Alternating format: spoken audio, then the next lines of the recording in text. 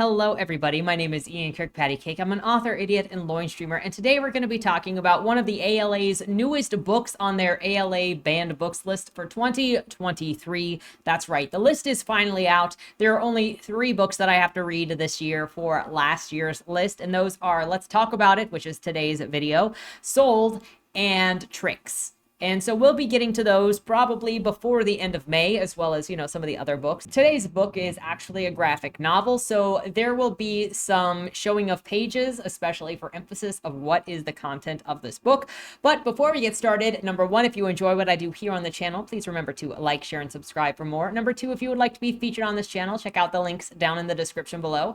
The number 1 way to be featured is through Lemoy, the monthly prompt writing contest, where I give you a prompt, you write a short story using that prompt, and on the first Monday video of this month of the month, we bask in your creative geniuses because you guys always bring something fresh. The second way to be featured is if you are an indie author and you have a book out or a book that is coming out. If you submit the first chapter and the cover, it'll be read here on the channel to hopefully help more readers find your work, because I promise you they are out there. Then the third thing is, if you would like to check out any of my books, they're available at any of your favorite places to get books, including the local library upon request. With that said, let's jump into this. Now, the title of the book alone already made me think, hello, fellow kids, because the actual title of this book is Let's Talk About It, The Teen's Guide to Sex, Relationships, and Being a Human. And I was like, just the being a human, and I can tell that you're probably a millennial. Okay, look, nothing against millennials. I myself am a millennial, but also there's certain lingo that it's like, my guys, please, no, please. It's cringy. And I am the cringe merchant. We know this. And you're making me go a little far. But in case you're new around here, I just want to tell you what we do around this time of year. The ALA is the American Library Association, and every year for like the past 20 or 30 years, they've released a list of the most banned or challenged books in schools with the top 10 listed. And so last year, I actually started a series where I read through the lists of 2021 and 2022, because there is just so much conversation going around about banned books that, banned books over here, and those people are banning unfairly, and those people are all perverts, and nobody was actually talking about the contents of the books, except for showing maybe a few panels in genderqueer, which is at the top of the list this year again. But nobody was really talking about what the contents of these books were in mass, so that we could sort of walk through whether we felt it was justified to not really include this in some schools. Now, I also, from what I've looked at, the idea of the banning is way overblown. This book is at number 9 on this list with 55 challenges nationwide in schools, and that is 55 challenges out of over 100,000 schools to get on this list. So challenges aren't really happening all that much to get on this list, and yet you'll still see the hysteria everywhere about the book banning and people acting like Florida, you have to bring in the banned books because, oh, there's a drought of them, when there's literally a table at Barnes & Noble with all of the banned books on it. It's a marketing tool, okay? But I started doing this because I got tired of people lying to me about what was in the books, or worse, not even knowing what was in. No, lying is worse than not knowing what's in the books, but blindly protecting or insulting the books, because we had Looking for Alaska on the list last year. One of the claims alleged that Looking for Alaska was banned because of LGBT content, and there is no LGBT content in that book. So it's just like, I don't know what's going on with this stuff, but I wanted to read the books, share the books with you guys to the best of my abilities, and then we can discuss what we actually think of the books, the appropriateness of the books, what's going on, and be informed, better informed. Now, as always, don't just trust my word for it. If you want to go and look into the books, I highly recommend that you read them for yourselves to gain your own understanding, compared to what I share, because I'm going to show a limited perspective based on my own biases, and also I can't show you like the contents of all of the books. I know that I'm pretty biased. So that's what this is. We're continuing with how everything goes. We're just continuing. I've been waiting for the ALA books to come out so I could start working on them. I am very glad that I only have 3 to do this year. Last year it was harrowing, my guys.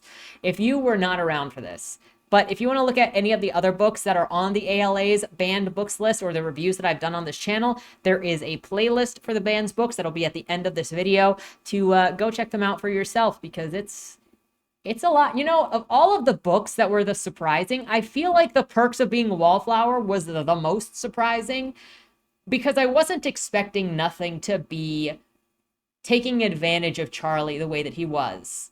Like, that wasn't even in the movie. And I don't feel like anybody talks about the way that Charlie was being groomed by nothing. And that's what he was doing. But anyway, before we get into the book, because I am going to be showing visuals of this, I would just like to say that I'm getting kind of sick of people thinking that because they're doing a comic for younger audiences, they can just make it really, really, really ugly with really ugly art and like zero effort. Also, I have a question. If this video cannot be monetized because of the contents of this book, then do you think that that is an appropriate test for whether it should be in schools? Let me know your thoughts. Anyway, with that said, let's get into the book. And I'm probably not going to show you every single page because I don't want to, but I am going to show you some things, and we'll figure out what that is as we go. So the first section of this book, as you can see, it's by Erika Moen and Matthew Nolan. That's actually a married couple, and they kind of look like the characters. Anyway, so these kids get out of class. Getting down here, So this first section is, what is this book? And these kids get out of class and immediately start talking about how they were just putting a condom on a banana and they wish that they were putting it on something else because it's not really applicable or realistic to wrap a banana. Who is freaking putting plastic on a banana? Also, they're laughing at someone in class who was apparently super, super embarrassed by the whole shindig. And that's part of this that I don't really feel like gets talked about enough when you're talking about sex education in classroom with your peers of the same age and how embarrassing it is. I was homeschooled, so please, if anybody has the experiences that they want to share, how did you feel about discussing something as sensitive as this in front of your peers who may or may not have already mocked you for other things? From a distance, it just doesn't feel like a good environment for learning, for feeling safe talking about this stuff, for even trying to talk about this stuff, like to the extent of talking about sex, not even reproduction, but like talking about sex. But I've always heard that high school is pretty hellish for a lot of people, and I'm not really sure about middle school since, again, I didn't really go. Anyway, the brown-haired person is talking about how they got all of the sex education from online anyway, so they don't really need it in school, and that they want to know how to even flirt with someone successfully in order to get to the sexy part, and then, you know, the consent part. The two of them then complain how everyone is telling them not to have sex while saying, maybe we're already having it, so, like, give us the goods. I felt like while I was reading this part that I was watching an internet straw man, if I'm totally honest with you, especially with the number of reports that say younger generations from mine and below really aren't as sexually active as previous generations. And I think that my problem is that I've noticed a swing in this kind of content where it says abstinence demonized having sex as if it's the only way to do things or be away. But now we've gone in the other direction where it's talking about sex ed and putting sex in every single book and then acting like if you don't want it makes you a freak. Anybody else feel like that, or is it just me? I get where the swing may have come from because with every action, there's an equal and opposite reaction. The response in kind to the previous status quo makes sense, but I don't really think that it's helpful. A lot of people end up feeling like freaks because they're not interested in sex, or they then have to put themselves in a box because of that, or because they want to have emotions instead of flings. And it's just, it's weird, isn't it? So these two just kind of keep going, and they want to know about gender and sexuality, as well as sex, relationships, sexting, jealousy, rejection.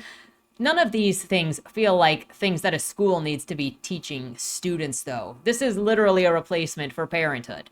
The two of them go, bruh, if only we had a book by teenagers telling us about all of this stuff, you know, a comic book, you know, like they're doing now. It was at this point that I was like, okay, wait a second. What do the authors look like? And, yeah, these are avatars for the authors, and it just makes it more creepy to me that the authors did self-inserts to say, we are also teenagers that are going to be talking to you, also teenagers. It makes me think of the awkward after-school specials of, you know, yesteryear, where they're like, bruh, doing drugs is dumb. Listen to me. It's like when South Park had the anti-drug episode for the kids, and they were like, if you don't do drugs, you can end up just like us. And then the kids were immediately cut scene to them smoking outside so they didn't end up like those freaks. Like, that's what it feels like. Anyway, the two of them walk off to have a snack. So now you know what this book is going to be about. Sex talks by teenagers. Sex talks for teenagers by millennials pretending to also be teenagers. They just put that backwards cap on, and we're here. So the next section is what is first. This section introduces itself as being about what comes before sex, how do you know when you're ready for it, and how do you make sure that your partner is ready.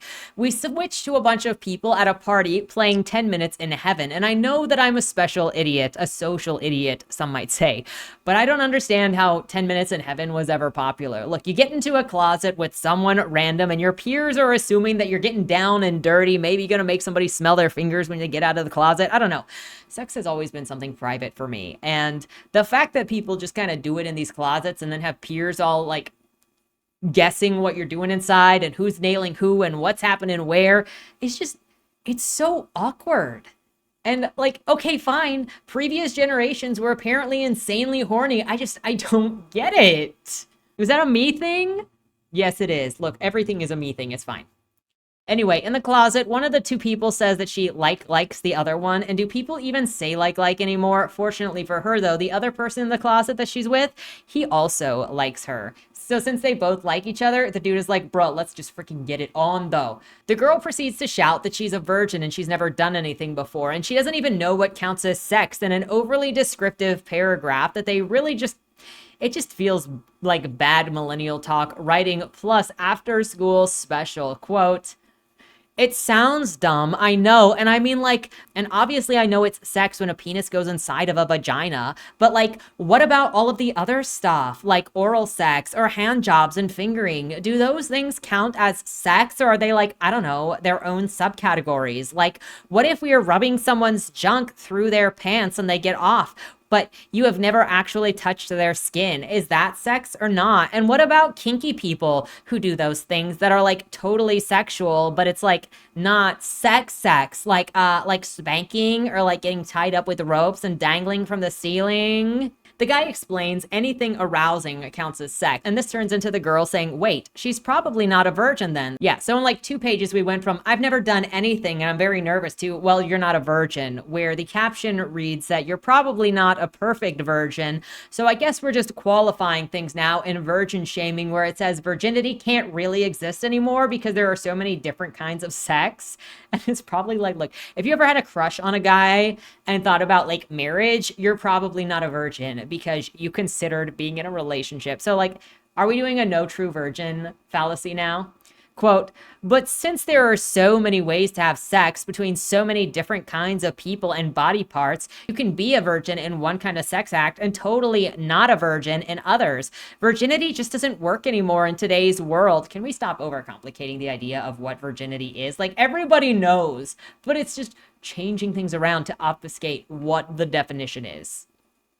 Is that because people feel ashamed? I don't know. I don't know the reason for it. It's very weird. But I'm so uncomfortable with it being used as a teaching moment about sex by fellow kids. Dude, this guy then assures her that it's okay if she chooses not to have sex for personal reasons, or if she's just not into it.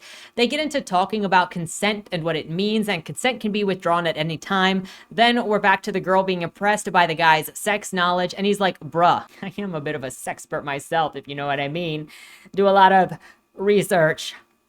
She asks to kiss the guy as a show of that she knows what consent means, and then we get the end of the chapter.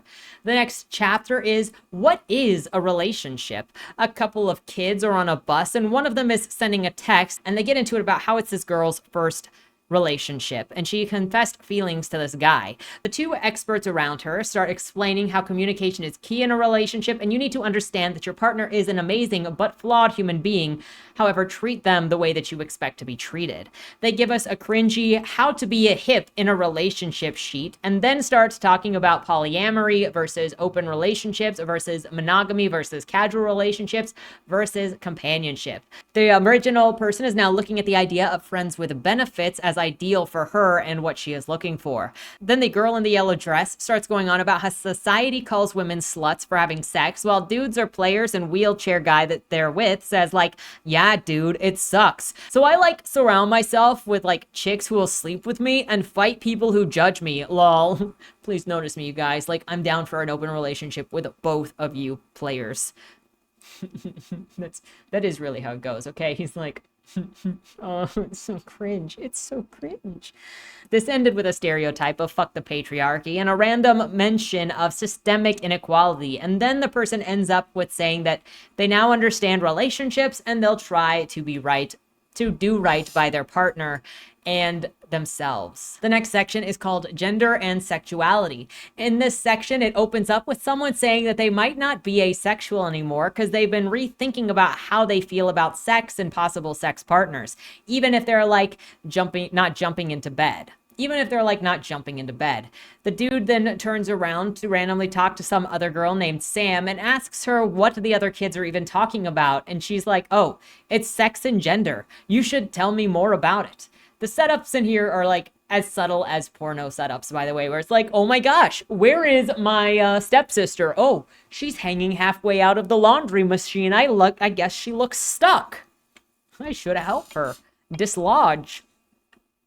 This guy harasses the girl into telling him about sexuality and gender because she talks about it all the time, apparently. So she starts describing sex versus gender versus sexuality, where sex is genitals, gender is behavior and societal expectations, characteristics, and sexuality is who you are attracted to. We get this quote, gender is defined by the society and culture that you live in, the expectations and assumptions your community has for how we are supposed to behave according to our perceived sex. So this just made me wonder if your gender can actually change based on geographical location because people's expectations for the sex apparently changes. Like, I was confused because that's such a weird approach.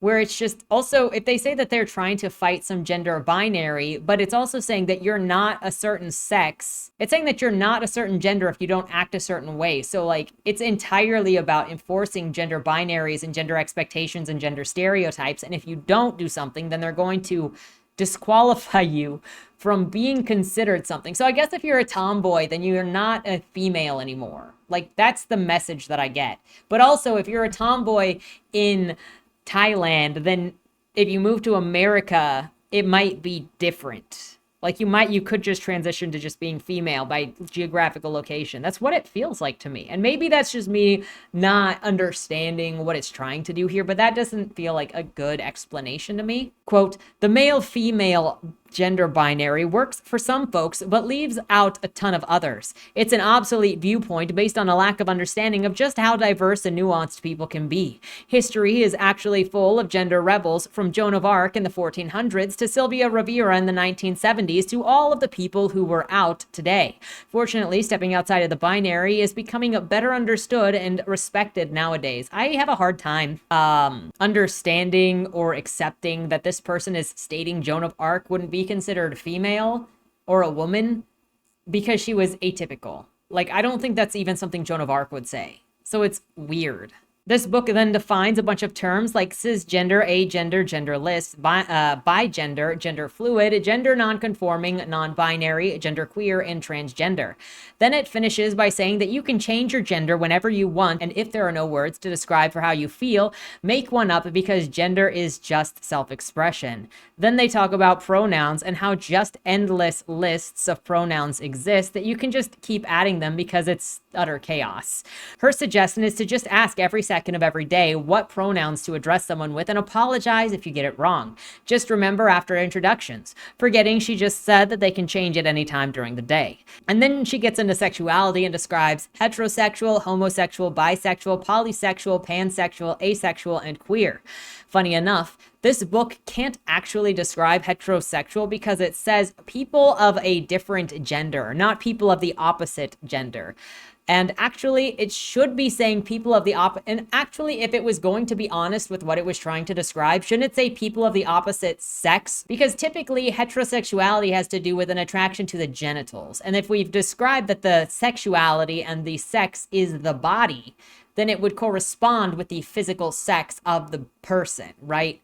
So this saying a different gender is saying that the person is only attracted to the social or cultural position and stereotype, but not the body. That feels like a total misunderstanding of what sexuality is, when sexuality specifically corresponds to the sex. Then you also have asexuality as having little to no sexual desire or attraction for others, which is also a different description of asexuality than what was in this book is gay. That does not help the confusion in this situation. I'm just going to say. The girl then says that sex and gender and words are changing all of the time, and some might fall out of fashion, but also don't just ask everyone about their status because it's a very personal thing and not everyone is going to want to talk to you about it. Then the next chapter is called Body Image. We open this section up with two girls in the mall. An overweight girl is saying how she feels bad about her body, while a skinnier one is telling her that she is hot and that she shouldn't worry about it. She says that her sister makes comments that aren't mean, but she says she's worried about her health, and that the skinny girl again is like, bitch, you are perfect just the way you are. Don't worry about it. Don't give those skinny white models on TV any of your thoughts. I don't know why we're talking about skinny white models. Look, I've watched Project Runway. I don't know how representative Project Runway is of like the greater modeling culture. You'll have to let me know. But like Tyra Banks is one of the models of well-known astuteness. I swear I'm good with words. But like Project Runway is very progressive. Like they have gender non-conforming and gender queer models. They are in New York, which is one of the most diverse cities in the country.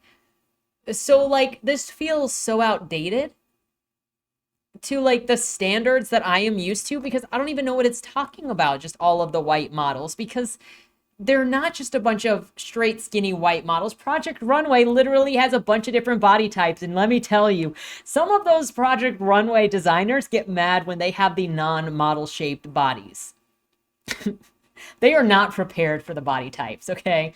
But like, we don't need to be insulting people based on race all the time or ever. You know, it's not necessary. It's counterproductive, and it creates hostility where it's not necessary, like at all. The skinnier friend also says, the skinnier friend is like, girl, cool it. I had to decide for myself that normal people were hot too, and now we're and you can train yourself to think that normal people are absolute hotties. It made me think of that moment in the Scooby-Doo movie where Fred was at Velma and he was like, hey, don't feel bad about yourself. Nerdy chicks like you also turn me on.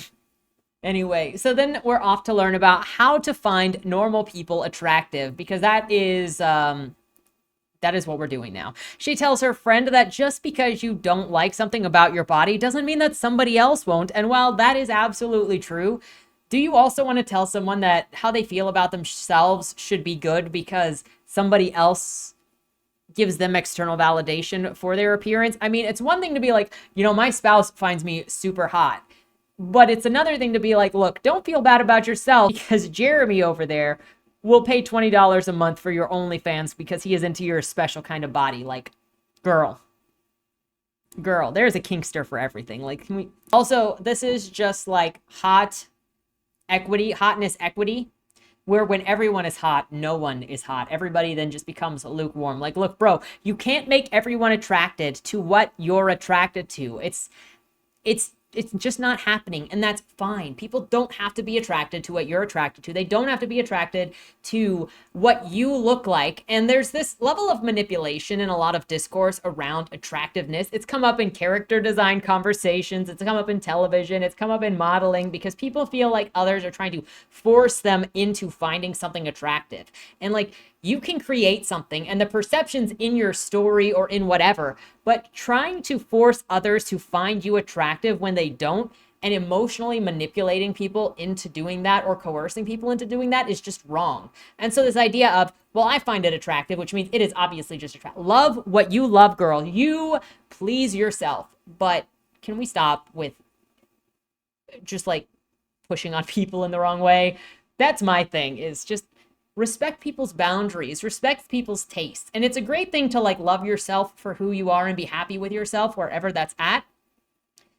But that's a different thing than trying to push it on other people to find anything and everything attractive and to give this false idea that everything is attractive to everyone else, because that person might start believing you, then go out into the world and find out that they are not attractive to everyone else. And it's totally fine, okay? What people find attractive is so different, and your emotions to that person can make them even more attractive. Anyway, this is followed up with telling the bigger girl to look inward at the parts of herself that she loves instead of looking outward and comparing herself to others. She talks about how you can train yourself into thinking positively. At the end of the day, I wish this section had more to do with delusional ideas of self-image, because this actually happens to a lot of people in a lot of different forms. Bodybuilders get body dysmorphia, models, anorexics. People can't tell sometimes what they look like. And then they look in the mirror and see something completely different than everybody else. And that is actually a problem. Muscles aren't big enough. Waists aren't small enough. Thighs aren't small enough. But this doesn't actually cover body dysmorphia or dysphoria at all. It doesn't cover anorexia at all, or looking in the mirror and seeing something different and being happy and finding different ways to measure or different ways to cope. It just says love who you are and what you look like, which great, but if you're actually struggling with some form of dysphoria or dysmorphia, it's not going to help you. Some of these panels also feel really despicable in saying that you can't do anything about yourself and you're just powerless. Oh yeah. Here are also, we start getting a bunch of different drawings of like different types of naked, which I just feel like you need to see because this is a book that's in a school. It's being contested for being in school. But then we get some of these other panels that just feel despicable for saying that you can't do anything for yourself and that you're powerless. Like here, my friends just don't know a great ass when they see one. My friends think that I have a fat ass. Or I hate my zitty face, where the person copes with nothing more that I can do about my acne. No point in beating myself up about it. Or my cock is fine and I'm glad that it can make me feel good. It is what it is and it serves me well. Where his friends are like, where he believes that his cock is not big enough. Over here, they're so fit and I'm so not. Why compare myself? I'm awesome and my body lets me do great things. Or, you could be like, I want to be like that and I'm going to use that as aspirational goals. That's fine too. Do I really need to though? I don't have time for that kind of upkeep. I'll never look like that. But you can look like your best self. Like that's what you should be striving for. However, this book doesn't even give the idea of being able to strive and find ways of being happy with yourself. It's like literally just accept where you're at. That's it. She tells her to never try to be better about herself. Just tell yourself that you're happy with what you are until you believe it. And at the end of it, the overweight friend says, "Thanks, girl. You're the best." And then they just keep on with trying on different clothes. The next section is called Your Body. Here we go into biology. It opens with a girl scrolling through pictures on her phone from flower to cat to vagina lips, and then being like, oh my gosh, I don't think that my badge looks like that. So then she uses her phone to look at her badge. She then asks Siri to look up everything about my junk to start getting her to talk about body parts. It goes into how babies start out the same and have the same parts but develop differently based on their chromosomes. It frames everything as testes equal historically male, ovaries equal historically female, along with testosterone and estrogen enriched bodies, and mixed with drawings of people with penises, vaginas, breasts, and pectorals, while saying that we're all just a cocktail of chemicals and you never know what you're gonna get. I feel like removing the boundaries of what it means to actually transition is counterproductive to even bringing up the idea of transitioning. And we got some more generally testosterone rich and generally estrogen rich. We somehow like sexualize the brain, skin, and mouth because that's what we're talking about now until we get to talking about the anus. It goes through the different body parts and then goes through different body parts. Breasts, anus, vagina, different parts of the vagina, because we're getting the biology lesson. And then there's some ovaries, some uterus, some uteri, and penis, and all of them parts. And then we get this graphic of her seeing somebody having sex. And then she gets turned on by listening to all of this stuff and goes, oh my gosh, that's so amazing. I need time by myself to have a little alone time with my vagina from listening to biology courses. Girl,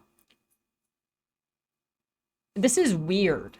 Like, of all of the things to put in a sex education book, receiving sex education and then making it erotic at the end where she's like, I need to jack off because I was looking at diagrams of a vagina and penis is really weird. Then we get to, is it just me?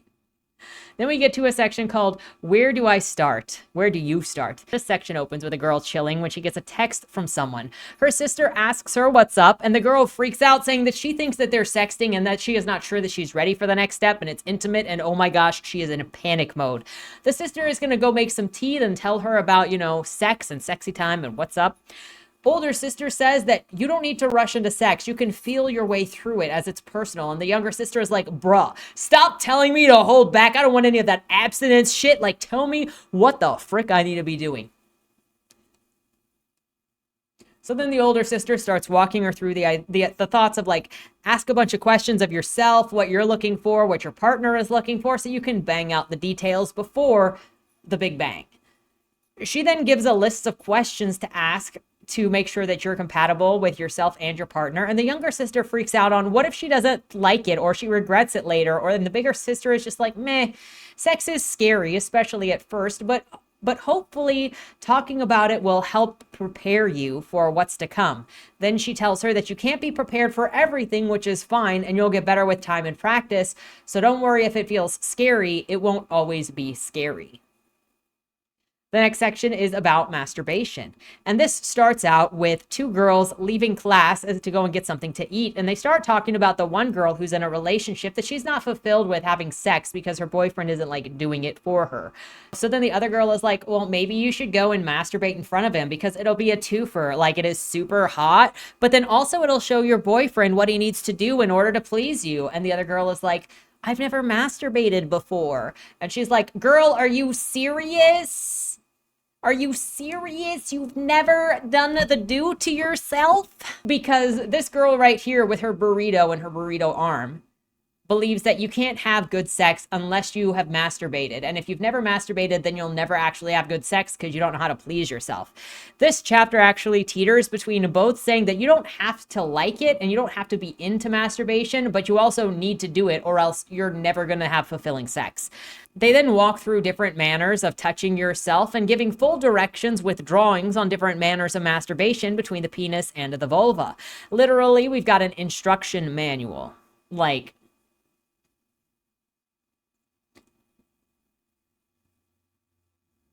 use lots of lube. Oh, yeah, here you go. Try these things. Here is just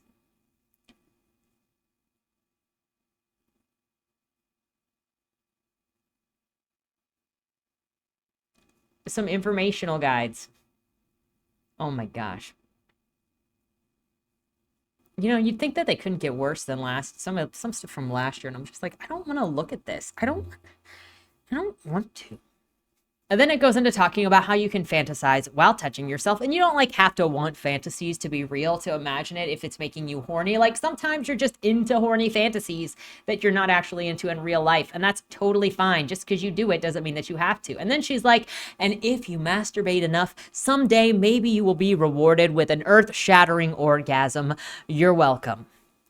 The next section is called Safe Sex. And it's going to talk about what you would imagine. Two kids are sitting together when one just up and says, hey, I've been looking into how to have safe sex, and the other kid puts down his book to start listening to her talk. It mentions that you can get STIs from fluid exchanges, but that you can be safe and but that you can also be safe and don't wait to talk to your partner about protection. It mentions condoms, internal condoms, latex gloves, and dental dams. Then different types of birth control that you can get from the doctor are also listed, like lots of different types. This leads to us. So if we're doing this, like if we've got these birth control options, then it means that we don't have to use a condom, right? And the girl is like, yeah, it do. It means that we can ditch that condom, but we should also make sure that we don't have any STIs, and then we can go condom free. This feels like really risky to be telling teenagers to just go raw dog it because you're on birth control. And it feels really irresponsible, honestly. But maybe that's just me, because I'm like, you're going to end up with a baby. Like, you're legit going to end up with a baby. It also recommends that you get tested regularly, use lots of lube, pee after sex, and don't go from ass to vag because you're going to spread germs that are not friendly with one another. Then the two are like, hey, let's go to my house. I'm pretty sure that it's empty all day, so we can go and raw dog it, bruh. The next chapter is about climaxing, and it's got two dudes that have pitched a tent in the woods to talk about this. I think the pun was intended. They pop out for air and say, I don't know if I can climax. Neither of us did. And so then he's worried that he's just bad at sex. And the black-haired kid is like, don't worry. Good sex isn't about having an orgasm. Then we get an explanation about how it's not bad sex just because nobody came. Having fun and enjoying the chemistry is what matters more than an orgasm. Then they talk about how it takes time to get to know your partner and what your partner wants, and orgasms don't mean anything. They talk about stress killing the libido and making it harder to learn how to relax. Then they go back in to do it some more. The next chapter is about sexting, and it opens with someone texting and talking about exchanging pics with a narrative voice that says it's fun and sexy and thrilling to send nudie pics and an act of intimacy. First rule of sexting, though, is to get consent both ways. It then mentions that sending pics of yourself when you're under 18 or receiving pics of someone under 18 is illegal, so don't do it. It doesn't really say that that counts as distribution of child pornography while it's encouraging doing it, but you know. It also says don't spread sexy pictures around when you receive them. It also gives tips on how to cut out any identifiable features in case you want to send sexy pics. So, you know, don't do it because it's probably illegal if you're reading this book in school, but also here are tips on how to get away from being identified. It also recommends that you think before you send any, because once you send your sexy pics out there, you're not getting them back. Next section is about kinks, fantasies, and porn. Remember, this book is for teenagers. It's being challenged in schools. That's why we're here. Two people are having sex and finish up when one asks the other what she's thinking about when they do the do. Because he says that it looks like she's not always there. And she says, well, she's having some kinds of fantasies, but like, she doesn't really want to tell him because she's embarrassed. And he's like, don't worry, I've got my own sexy stuff. And girl, you can tell me anything. I ain't gonna freaking judge you. It's fine. This goes into how thought and action are different. And just because you fantasize about something doesn't mean that you actually want it to happen to you. Relevant for Saturday's conversation. Also, they say that those intrusive thoughts don't define who you are. And you don't have to let any weird fantasies that you have define who you are or how you masturbate. It says that if you want to bring fantasies to real life, don't do it if it's upsetting to you or your partner, and everyone must consent to your kinks or fantasies if they're involved. It then says to use the internet to find communities that lead into the kinks or the porn that you want to watch, and look at interviews with your favorite porn stars to discover things that you like. They then talk about how porn is being made by real people, but it's also a performance. So like, use porn as an example to get into things, but also porn isn't real, so don't learn from porn. But also respect all pornography because they're real people and they deserve respect. That's pretty much this section with, you know, more unnecessary art. The next chapter is called Aftercare. Another couple post-coitus. One of them has their phone out in her hand and the other is like, what are you looking at? And she says that she's looking at Aftercare, which introduces what Aftercare is.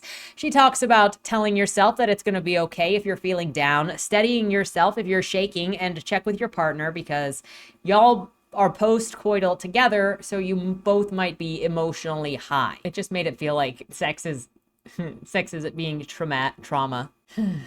The next section is called What About Friends? This section starts with one friend saying that she's seeing her romantic partner after school and it makes her nearby friend jealous because they had plans that she forgot about. This starts going on about how sex can interrupt a relationship and that's normal. Stuff will change when you start having sex, but you can still have friends and you have to learn to balance.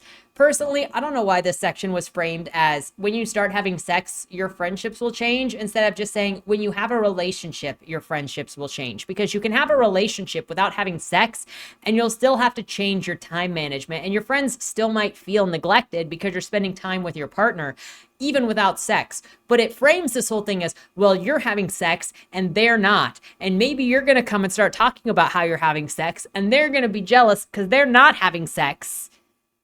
And also you're spending time with other people because you're having sex. And so you have less time for your friendships. Like, there was no reason to frame this as sex specifically instead of a relationship. As this section goes on, it's not even about relationships so much interfering as with sex, because it just gives tips on not oversharing and to see what your friends are comfortable with hearing about in your sex life, not about balancing relationships. So that kind of made it even more weird.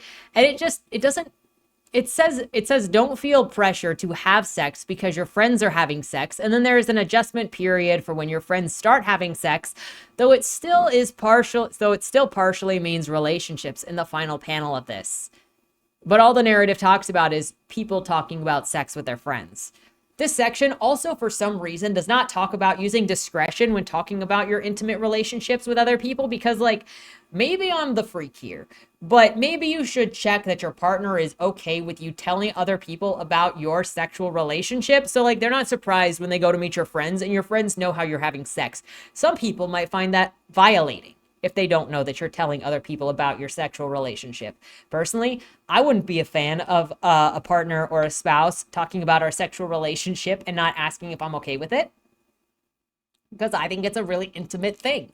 But there's no discretion about this. Nothing about if you tell other people about sex and then your partner finds out that you've been talking about them and then they're embarrassed and then recovering that. Like, there's nothing in here about that. That also felt very irresponsible. So then we're on to what is jealousy. And this opens up with a couple of kids being in science class. And one is getting jealous at two girls for being friends. And the guy's like, bro, and this guy comes over and tells the other guy to slow his roll. And then the book proceeds to explain that jealousy is a feeling of insecurity that comes from within and feels real and validated. It suggests that you wait until you are calmed down, talk to your friends from outside for input on what it is you're responding to, and then talk to the friend in question about your insecure feelings. It proceeds to claim that culture and history are what's made people feel entitled to their partners, not, emotions or a feeling of exclusivity. You're right. It is just culture and history. That is so insincere. Like, I feel like a romantic partner is somebody that you choose, and it's going to be a relationship that is different than your friendships. And so then you have to work out with that romantic partner what the boundaries are and what you're allowed to do, like, out of respect for each other. It's not a commanding thing. It's like, because you are partners, you're going to respect the feelings of each other and understand that you also have a different relationship with each other than you do with your friends. And so clarifying those boundaries is part of understanding and respecting each other. But again, this doesn't really do anything about respecting each other's boundaries. It is literally just going to criticize this guy for being jealous of the girls, where he's like, bro, they're just being friends. Like, look, they're really legit just two pals palling around. Get ready. This guy is going to gaslight the other guy. After hearing about jealousy from the guy with glasses, the other guy is like, is that all? Because I was hoping to have some sort of useful information on this. And glasses guy is like, then quit being a kid. There's my useful information. As if telling somebody who's upset and jealous that they're just being a childish bitch and they need to grow up is going to actually help the situation. This is such bad advice. And then it gets worse as he says, bro, look, you and Ray are great together, but also it's fine if she casually flirts with other people. So, like, if we're going to talk about consent, which we talked about consent forever ago, very briefly, not very well, then this needed to establish boundaries between this guy and the chick if they're dating. It needed to describe if they were in an open relationship with each other, and it needed to establish that he knew that they were in an open relationship with each other. Because if you're just going to say they're dating, and then he's jealous she's flirting with somebody else, then you got glasses guy over here saying they're just palling around, and then later, look, they're flirting, it's fine, you can flirt yourself. You're gaslighting, manipulating, and dishonest. That's what this is doing. So if they're going to be in an open relationship, it needs to adjust that. Boundaries need to be set at the beginning of a relationship, and for some reason, that was not done here. And then tries to make this guy feel bad about being jealous or upset that his girlfriend was flirting with somebody else. And then he's like, you know what? You can flirt against her too. It's totally fine. It's like, whatever. The next section is called Rejection, and it opens with two guys in a bathroom. One is crying in a stall when the other bugs him about what's wrong. He says that he was rejected by this girl and said something really, really mean. If you were hoping that we would know what this guy said to the other girl, we don't. It's kept very vague. The guy says, stay calm, we all mess up, learn from your mistakes, and try to be better next time. Guy says that you shouldn't wallow in your mistakes and be kind to yourself. Recognize where you messed up and try to make amends where possible, though things might not be immediately better. Prepare for that too. Weirder, the guy in this bathroom also doesn't know how to give an apology, what to say for an apology. And so then Jaden tells the guy in the toilet stall his recipe for apologizing. So apparently we're telling people how to have safe sex, how to look for kinks. So we're at this advanced level of a relationship, but also we're so baby mode that we're also teaching people how to apologize. Like we didn't learn how to do that when we were 5. The voice of this comic is really, really mixed for the age group. So we got some things that are advanced relationships and then other things that are like kindergarten. And I don't understand who this was for. Audience wise, Jaden then says relationships can fall apart, people grow apart, and sometimes people ghost you. And there are 2 reasons for that. Either they didn't actually care about you or they're scared of you. And if you think that they ghosted you because they're scared, then you need to evaluate how you treat people and see if you're doing anything intimidating. Meanwhile, treat people the way you want to be treated. The guy also says to watch for patterns of behavior that might spell out you as an abuser or if you are being abused by your partner. He gives a list of what could be considered abusive behavior and what it looks like to possibly be on the receiving end of abuse for you to run a checklist. And he says, look, if you're experiencing 1 or 2 of these things, you may not be abusive or being abused, but it's a good thing to start looking for resources or talking to people to see what might be going on in your relationships. The guy eventually says that he will do better and apologize. And it's kind of sad that there's not a part in here that says you probably need to let yourself and your victim cool off before trying to interact again, because high emotions can cause distrust. It's also kind of sad that there's nothing explaining what it is the guy said, because if the guy in here was like, I hope you get raped when he was rejected, I don't think there's recovering from that. Because that is just a caustic, mean thing to say. That's the you've rejected me, I hope violence upon you kind of thing. The last section is called What is Next? And this chapter has the 2 sisters from earlier, with the younger one saying that she is now with Amara and the older sister saying that she should find a community and resources to help her in her relationships, and how to find them. They're all over the place. The internet, local communities, friends, families. Be skeptical of information you find on the internet. Humans change over time and relationships should be fun, nice, and nourishing. Then there is a list of further reading at the end, as well as different organizations, suicide hotline phone number, and all of that noise. That would conclude the book Let's Talk About It by Erika Moen and Matthew Nolan. I don't have too many further thoughts on this that I didn't already say as I went through, but I think that this should have also, considering who the target audience is for this, because it's called a guide for teens, I think that there should have been a section that talked about crushes, especially having crushes on older people, teenagers, people you think are cool, older adults, like actors, and how easy it is to be preyed upon. Because there's nothing in here about predatory adults or predatory behavior of adults, which is very weird considering the whole thing is about teenagers and encouraging teenagers to have sex.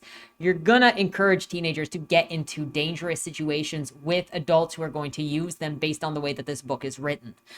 Also, the content felt really mixed audience to me. Like I said, you have a lot of them. You have certain things that feel like adult content, specifically like searching for kinks and porn, and that's not going to help kids when they approach porn thinking that it is something to learn from. Meanwhile, you have the other things like jealousy and talking about friendships. And also the idea of friendships is reduced to just whether or not to tell your friends what to tell your friends about the sex that you're having, instead of how to balance a relationship. So even though this book starts with the idea of how do you get into a relationship? How do you manage friendships? How do we do this as teens? It doesn't actually cover any of this content. And finally, like on that idea of who is this book for, what I'm starting to feel or notice is this trend in some of these comic books like Genderqueer and Flamer and this, where it feels like millennials went through a certain kind of childhood. Perhaps they were from more restrictive families where they didn't receive the kind of sexual education or sexual freedom that they wish they had had. And so then they're writing these books as a sort of therapy journal of how they wish things had been, or because they were adults and they were exploring kinks and arousal and sexual interests as adults. They feel like they missed out because they waited until later to have sex than they wish they did. Or in the case of Flamer, it feels like the author is writing I had this experience at a summer camp, but it didn't turn out this way. And as an adult looking back, this is how I wish it would have gone. I'm not saying that's what it is, but that's what it feels like to me. And so it does feel like there's an audience for this work, but it has more to do with being millennials who feel like they were not given the sexual attention that they wanted as kids or the sexual education that they wanted as teens, and then coping with it by writing these comics that are overly infantile and more about therapy than about actually educating teens in helpful ways. Because I feel like everything in this book, it tried to cover too many things without getting into enough detail in any of them to make it worthwhile. And some of it was just incorrect. Those are my thoughts on this book. Does this book belong in schools? That is actually the question here, because if this book was being sold to adults, there would be no problem whatsoever. I don't think that this book is appropriate for teens.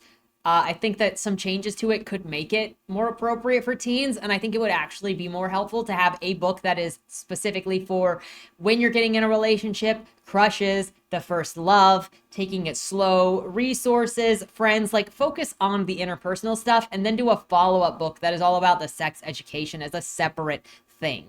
And I think that would make it more helpful, and it could then be a duology. And then you could have the relationship in one, and then the advertisement for the sex of the thing in the other one, and then it's all just there. Also, don't encourage kids to sext. Like, we don't need play-by-play instructions on how to get away with sexting while discouraging kids from sexting, because like, I don't think that this book is appropriate for school libraries, but that's just my opinion based on the content. Let me know what your opinion is down in the comments below. With that said, thank you so much for watching. Looking forward to your comments. Have a great weekend, and don't die. Was that Wayland Cross in the trunk? Do you know, or is that something that's still being figured out? The person in the trunk was not Wayland Cross. Is he in trouble? We don't know who did it, but as the owner of the car, the longer he's missing, the worse it looks for him. Cross isn't a killer. For the last couple of years, the average number of murders in Baltimore has been over 300, and it's been going up. Mind you, that's only whatever the badges count as official murder, and believe me, there are people that don't count when they die. Wayland? If you're down here, tell me.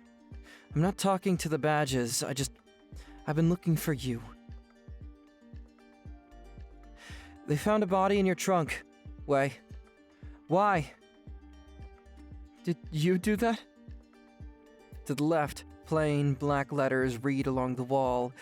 You walked in the corridor. Once that ends, you chose the dark is on the right. My vision goes blurry, flickers black and black and black for longer intervals until I can't see anything at all. I'm not screaming anymore, but my voice echoes back to me. Where the hell am I? You're dead, Josephine. Even smart people do stupid shit sometimes, right?